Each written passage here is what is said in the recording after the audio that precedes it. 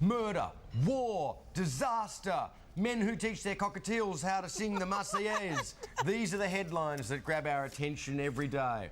As the saying goes, if it bleeds, it leads. But where is the line between reporting a crime and becoming part of it? When should the bystanders stop filming and pull the person away from the train, for instance? These are the questions asked in Jake Gyllenhaal's thought-provoking thriller Nightcrawler. Our movie man Jason Jabba Davis has the scoop on this film. He joins us now from London. Jabs, this movie highlights some of the worst aspects of journalism. What does it say about the Fourth Estate? Good morning, Mon. Good morning, Andrew. Look, there's a lot of talk about this film. Jake Gyllenhaal is electrifying as Lou Bloom, a restless young man in Los Angeles who stumbles across a car crash on a LA freeway and decides to become a freelance journalist, a freelance cameraman, filming whatever repugnant footage he can find.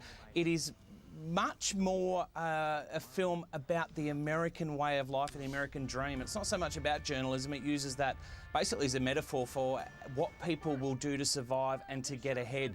He tricks Riz Ahmed from the newsroom as Rick to work for him as a bit of an apprenticeship each night, and he sells the footage to Renee Russo, who's a local newsreader. Her husband actually directed the film. This is a really gripping, electrifying film. It's in cinemas this week. It's my movie of the week, and I've got to give Nightcrawler 4 stars. Wow. Sounds good. Well, anything with Jake in it, it's bound to be interesting. He makes good choices, doesn't he? Now, looking ahead, and the biblical epic Exodus, Gods and Kings, hit cinema screens this week.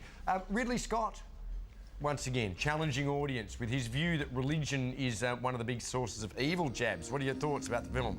Moses, Ramesses. Well, this is a really big challenge, Andrew, because how do you go and make a film that even agnostics know what happens at the end? Moses parts the Red Sea and the Hebrews escape to safety to the Promised Land.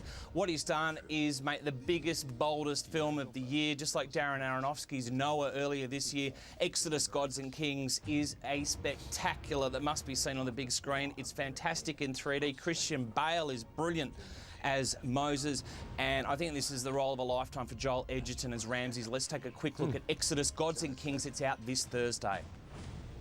How do you know Moses? You know how I know him? So you're not his sister, then? Of course not. Place your arm on the table. Ramesses, don't take this any further. Don't take this any further. What? Do not take this any further. Are you quite sure about that? Get your hand off it or use it. Now.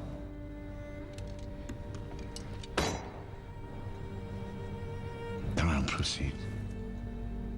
Miriam, I'm going to ask you again, and if your answer is again no, I apologize for what happens next. Are you his sister? No. Yes! Get your hand off it if you're not going to use it. That's 4 right. stars, Exodus, Gods and Kings. It is out this Thursday, a big screen blockbuster. Get in before the Boxing Day films kick in. Thank you very much, Jabba. Jab's quote of the weekend. Yeah, get your hand Thanks, off guys. it, Moses. Unless you're going to use it.